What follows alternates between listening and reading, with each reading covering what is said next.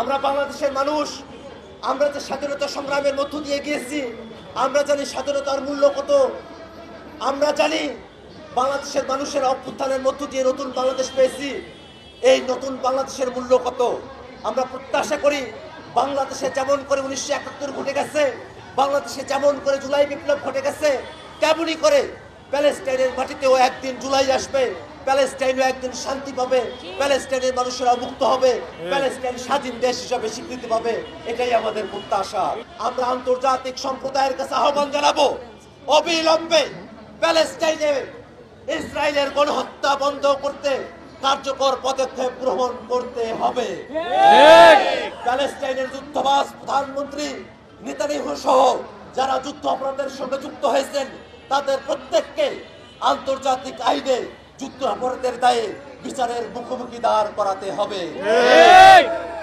সেখানে যেন শান্তি চুক্তি বলবৎ থাকে, প্যালেস্টাইন রাষ্ট্রকে আন্তর্জাতিকভাবে মুক্ত স্বাধীন রাষ্ট্র হিসেবে স্বীকৃতি দেওয়া হয়।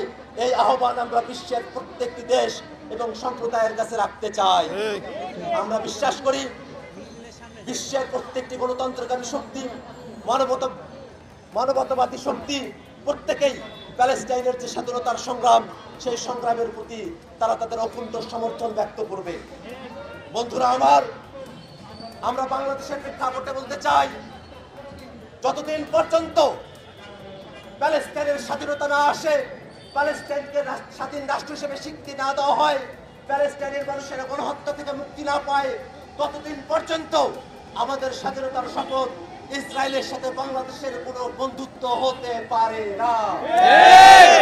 ইসরায়েলের সঙ্গে বন্ধুত্ব করে বাংলাদেশে যেসব গোয়েন্দার তৎপরতার জন্য যেসব যন্ত্রপাতি কেনা হয়েছে, আমরা মনে করি বাংলাদেশের স্বাধীনতা সার্বভৌমত্বের প্রতি এইসব গোয়েন্দা তৎপরতার যন্ত্রপাতিগুলো হুমকি স্বরূপ এবং বাংলাদেশের স্বাধীনতার প্রতি চূড়ান্ত অসম্মান ব্যক্ত করে।